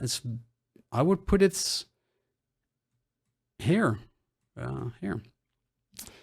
It's better than all the others in B. Absolutely. It's not A level for me, but a very solid B dungeon. And I would not mind it. And this probably is more to do with the fact that it's a 30 minutes key. I would not mind it if we saw it again very soon. Which brings us to the other Neltharian's Lair dungeon.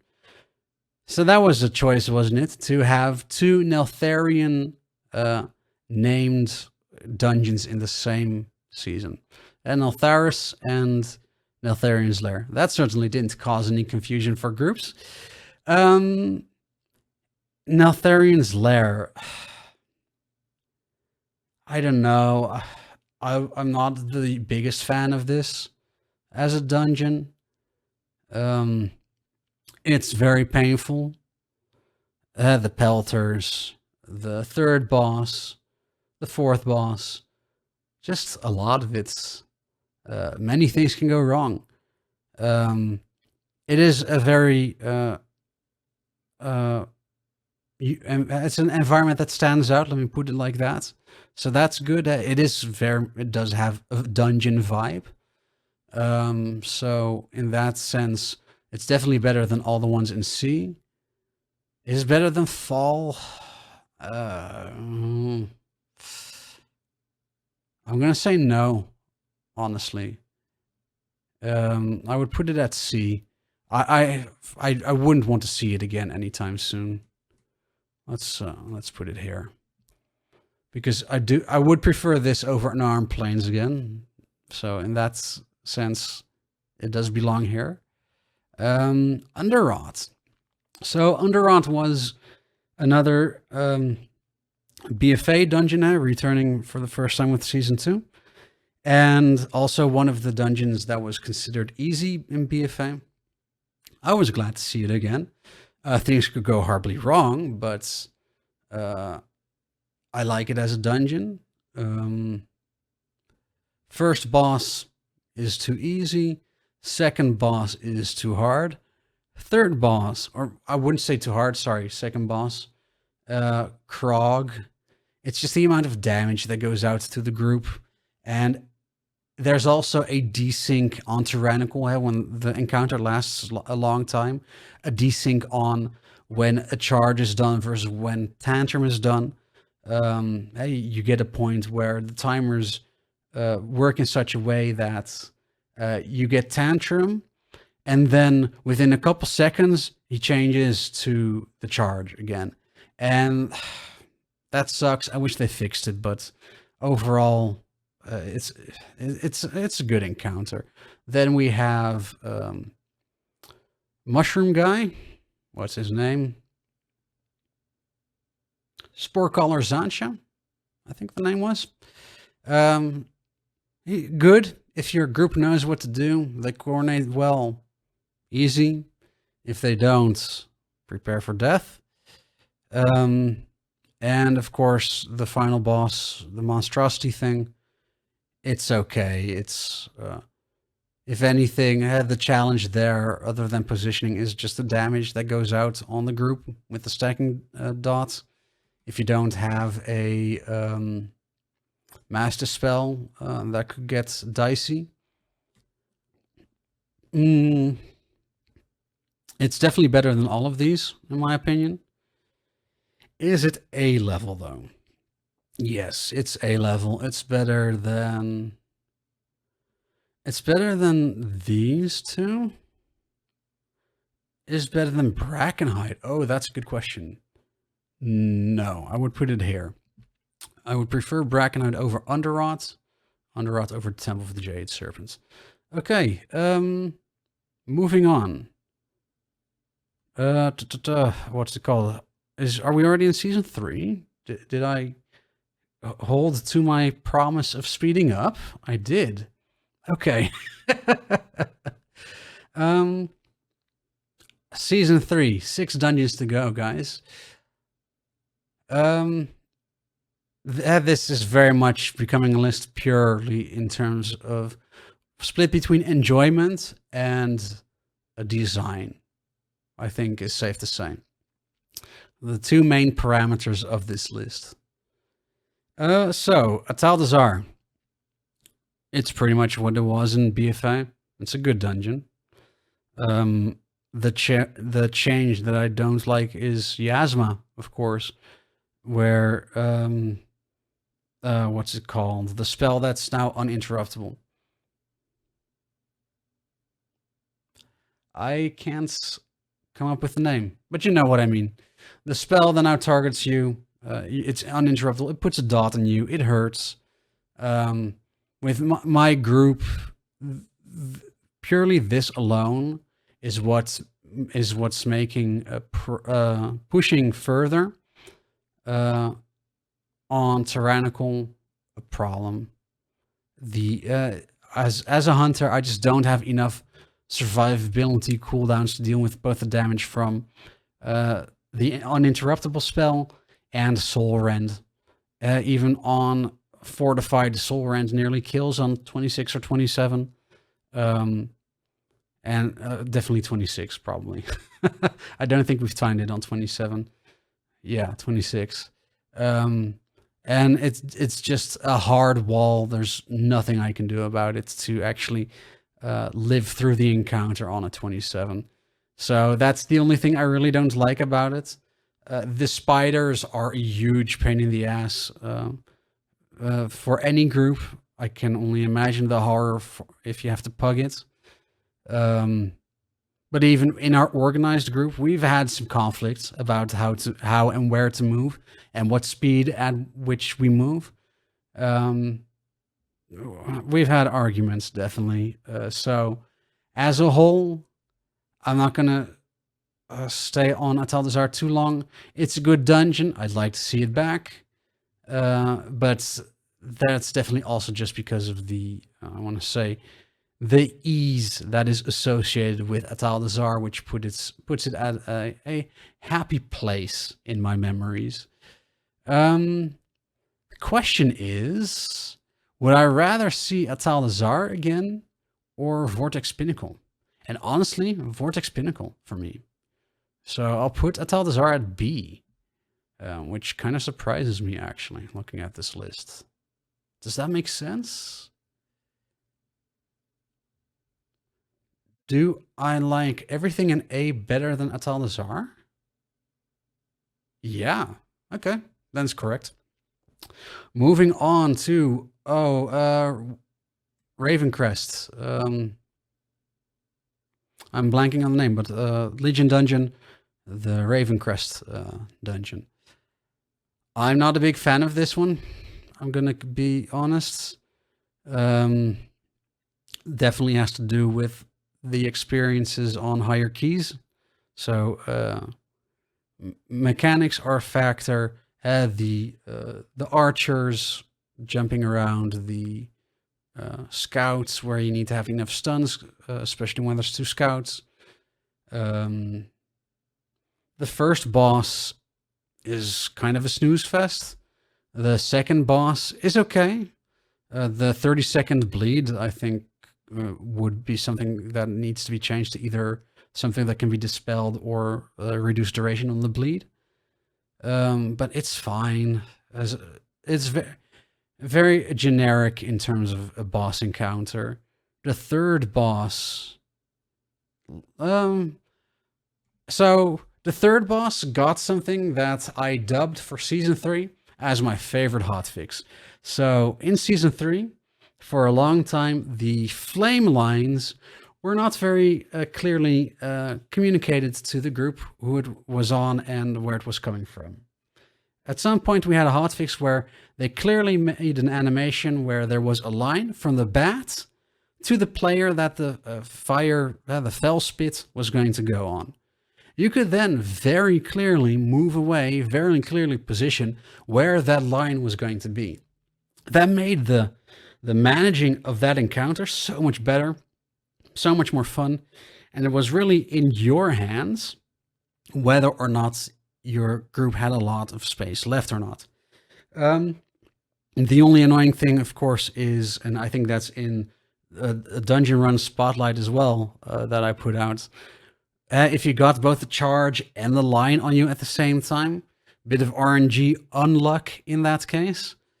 But overall, from a mid-tier boss to actually really good, there's counterplay, there's a lot for you to do as a group. There's the debuff from the charge to alternate and communicate with your group. Love it. Great. The last boss, oh boy. The last boss really is determined for me just based on, again, on the level 20 key 27, where the random shadow bolt, where you have nothing to communicate to you beforehand that you're going to get hit by it, that will just one-shot you, or close to one-shot you. No, 27, it would definitely be a one-shot. And there's no counterplay to it. Yeah, a battle res. But that's it. It's a complete blocker. There's no interaction there. There's no skill level for you to display to deal with that. And that just brings down the encounter completely for me. Other than that, phase 2 is fine.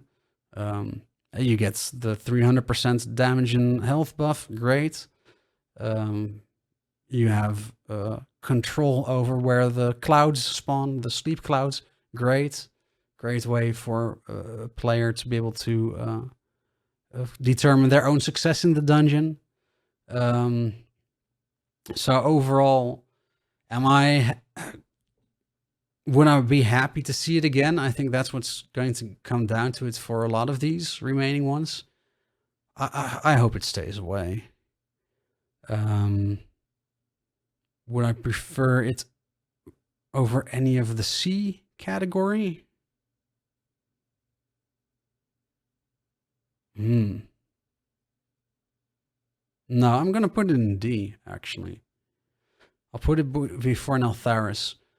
One remaining thing I'll actually say about this, and it's a complaint I have for at least 3 of the dungeons in Season 3, is the camera issues. We're inside. All throughout, your camera has to deal with ceilings, the walls of a boss encounter going up behind you so that you're locked in. Just having the camera issues really puts it down in the list for me as well. I understand that it's not an easy problem to solve, but if Blizzard could find a way to solve it, that would be great. Moving on. Throne of the Tides. Oh boy. I have a spicy or potentially spicy take on this one. I really like it. Is it our first Cataclysm? No, it's our second Cataclysm dungeon. And I'm so happy to have it be reworked for Mythic Plus. It's a very different environment than that we're usually in. The changes, the reworks are for the most part solid. First boss didn't get as much change, but second boss did. Had the kiting of the ads, really good. There's a lot of coordinating you can do there as a group, make it easy. I'm a big fan of that. It's a simple but effective fight. And you can really make it as difficult as you want for yourself with where you let the ads spawn. The third boss didn't change much. It was simplified, I'm pretty sure, further. But it exists, it's fine. Not every boss needs to be a star. And then the entire redesign, basically entire new boss fight for the last encounter. Good, I love it. I'm glad that they're willing to go that far to essentially make a whole new boss to make sure that a dungeon can join the Mythic Plus rotation. As in terms of actual mechanics, I like that there's still the thematic cleansing of the ink in this case. There is a lot of coordinating, making sure all the puddles spawn at the same location, stuff like that. But I'm a big fan of it. In terms of trash, however, so so overall in bosses, great. For me, Throne of the Tides as a dungeon is definitely A tier and maybe even S tier. I know that's going to be controversial. However, what really drags the instance down is the trash. And the trash is the personification of everything that's wrong with modern dungeon design. And that's because it's solely designed with Mythic Plus in mind. It's solely, everything must be intense, everything keeps going, everything must be continuously countered. The casters, man, the casters as the caster trash in Throne of the Tides, Mythic Plus, are so unrewarding to play against. You can interrupt them, sure, you must interrupt them, but then they start casting again right away. And it's gonna hurt, and it's multiple casters at the same time, and it just keeps coming and coming and coming, and oh my god, I can't wait for this trash to be dead because it's just not fun to play against. I really hope in the future that the default design for caster mobs is if you interrupt it, it doesn't start casting again right away. Well, let me remedy that by saying there's a space for such a design, but not if it's in packs with multiple casters where every single caster does that continuously. It's incredibly exhausting to play against. So that really drags it down for me. And then just in general for Throne of the Tides, that last corridor before the first boss, I always call the corridor of death. Because everything, it just hurts. If it's not the aqua mages, then it's the spear throwing guys, hunters, they might be. Where you can't even counterplay against the spear throwers. Here, have a hit that takes away half or more of your health bar. It's not like there's other things that could kill you or damage you as well on top of that. So the trash is just exhausting to play against. The bosses are great in terms of where it goes on the lists. It's better than these. I would say better than this. Is it better than Brackenhide? No, it's not better than Brackenhide, so we'll put it at a category. 3 dungeons to go. Waycrest Manor. So I love Waycrest. I love the Drust theming. There's just nothing bad I can say about the Drust theming, about the Victorian horror mansion. I love it. It's a great environment, but that is kind of where it ends, because it's a great environment. It's just a little bit sucky to play in. Just here, like which one was it? Where do we have our camera problems? Oh, Ravencrest. So camera problems in every single flippin' corridor in the manor. It's very annoying. The second boss on higher tyrannical is an absolute ball buster. It does so much damage. It's so painful. If you don't have a Retribution Paladin to help with Bob, there's just an increasing chance of wiping. And the boss just has, the Goliath has a ton of health. It takes forever. It's not very fun. Thematically, the mechanics are fine. Ral takes forever. It's not a very fun dungeon, I think. Or it's not dungeon, sorry, encounter. I think the cone, the cone that does 3 in a row, it should be visual on the ground where it's going to land. It's so unreliable to see where it's actually going to land. The 4th boss encounter. Oh, that's fine. I like it. The 5th as well, as long as you stay on top of the ads and burn their corpses, you should have a good time.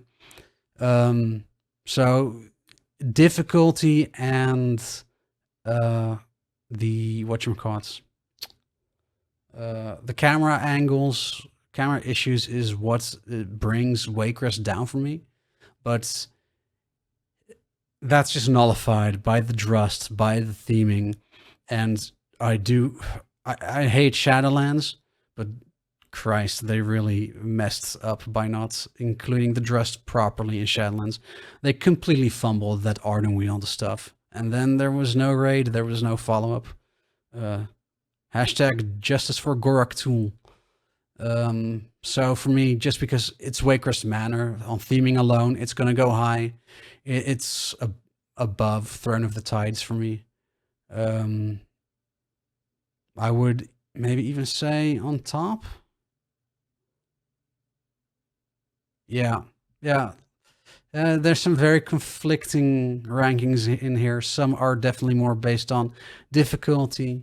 Some are definitely more on theming. But this is a subjective list. It's my list. If you don't like it, make your own. Which brings us to 2 more. Darkheart Thickets. I don't like it. Is it particularly difficult? No. Is it particularly fun? No. There's the lack of checkpoints after the first boss. If you kill the second, third, etc. There's no checkpoint if you die and release, or wipe even and release. You have to run back so long.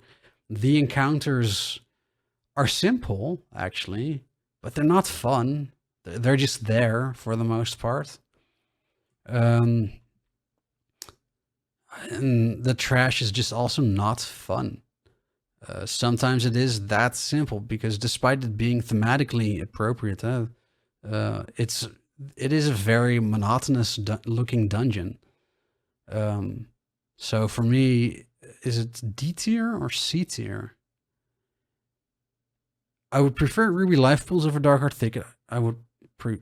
It's D tier, absolutely. At the bottom of D for me. I'm not even gonna say much else about that. It's just, ew. I hope it stays gone. Which brings us to the last one.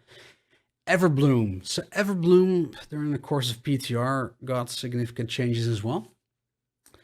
The second boss was pretty much revamped. The third boss was pretty much revamped. Trash, was Trash updated? No, I don't think so. So, Trash, I'm glad Everbloom got the adjustments it did. The only problem with Everbloom really is tuning, right, or difficulty. Every single second of the second and third bosses, or at least on the second boss until you kill the first caster, is so intense. Everything can go wrong very easily. Death is just a hair away. The same for the third boss, where there's only one problem for the third boss, and that's the fire AoE. And the randomness of the fire AoE, when the boss casts the fire AoE, she launches missiles at random players. That means that some players will be hit for a ton of damage during the fire AoE, and other players not as much. And so you only have a limited amount of personal cooldowns available. But given the cadence of the fire AoE, it's per minute it's cast 2 times. You just don't have enough personals to get through that, because you really need to use a personal, because you might get hit by the more than other fire missiles. And that is just a really stressful situation. It's just not very fun. So, yeah, I'm glad they did the reworks. I wish they had perhaps looked at it a little bit more, or now that there's been a season of it under the belt of the player base, and they have much more data on it, they might make more changes in the future. But in terms of as a dungeon, also camera issues with every freaking vine in the background that blocks your camera. It's just not very fun as a dungeon to go in. So in terms of where I would put it as the final dungeon in this tier list, for me, it's also D tier. And it kind of hurts to say, because I'm very happy to see that this was a challenge mode dungeon. It got put as a Mythic Plus dungeon this season. I'm glad it happened, but it's just not a very fun dungeon to go into. A lot can go wrong, a lot hurts, and yeah, that's it. So that means this is our final tier list. If you're still watching after probably, 2 hours? Thank you for sticking with me all the way through. I'm very curious what you think of these individual dungeons and where they landed on my tier list, but also where they would land for you. I'm trying to think, is there anything else I need to say? Of course, maybe a moment just to talk about the future. Because 10 to 7 is on the PTR right now. I put out a video for that, I want to say yesterday. So check that out. But other than that, I don't think there's much for me to make a video about for 10 to 7. And the War Within Alpha is coming up. So I don't know if I'm going to get in. Honestly, I have my doubts. They wiped the friends and family list with the Microsoft acquisition. So there's a much smaller chance that I'll be invited to the alpha. So I don't know how it's going to look in terms of my content for it. However, there is season 4 about to come out, and of course, if I do get into alpha, then alpha as well, which means I will be streaming again over on Twitch more. But because the schedule differs every week from my group, we have a different time every week when we do Mythic Plus, for example. I don't have a set streaming schedule. I'll just go live when my entire Mythic Plus group is available to do keys. So if you want to hang out when I'm doing Mythic Plus, Be sure to check out my Twitch and follow me over at twitch.tv/bbmezzy, so you can get a notification when I go live. And if it so happens to be a time when you want to hang out from in the chat while we're doing Mythic Plus, great. Hope to see you there. And of course, then as well, if I do get into Alpha, I'll be streaming that as well. So again, no set schedule. Simply follow me on Twitch and you get a notification when I go live. So check that out. Other than that, do follow me over on Twitter, twitter.com/bbmezzy. Hang on, let me see if I can pull it out here quickly over here. Twitter/bbmezzy also, where I post more random things. I'll sometimes retweet things from the community, some news that the Warcraft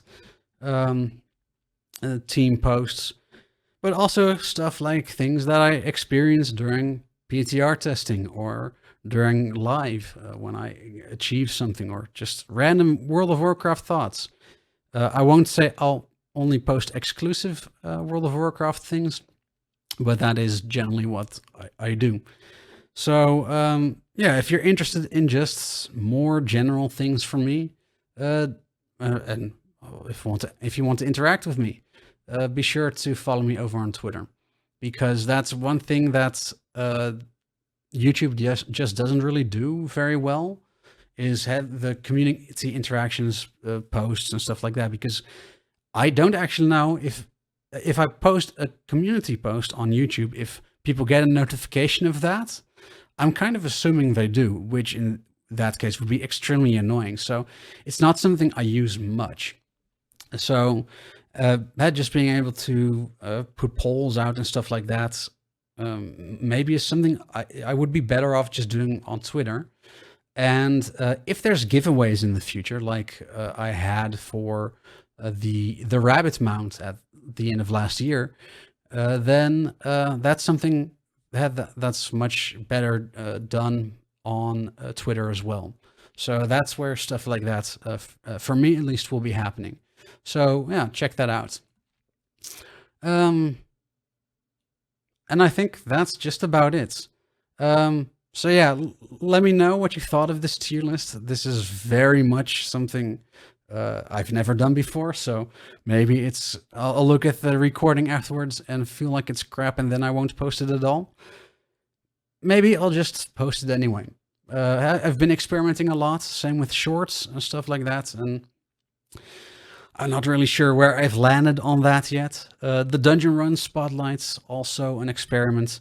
They're in the freezer for now. I'll probably do them again, or try them again with the War Within. So yeah, I'm just testing random things out while there's not new dungeons to make guides of, and of course making more content in terms of the world events as well, guides for that, because I want to expand. I really want to grow the channel, and just World of Warcraft is very much my home, and I like making content about it. So yeah, let me know what you think of this video. Let me know what you think of the other things I've been doing.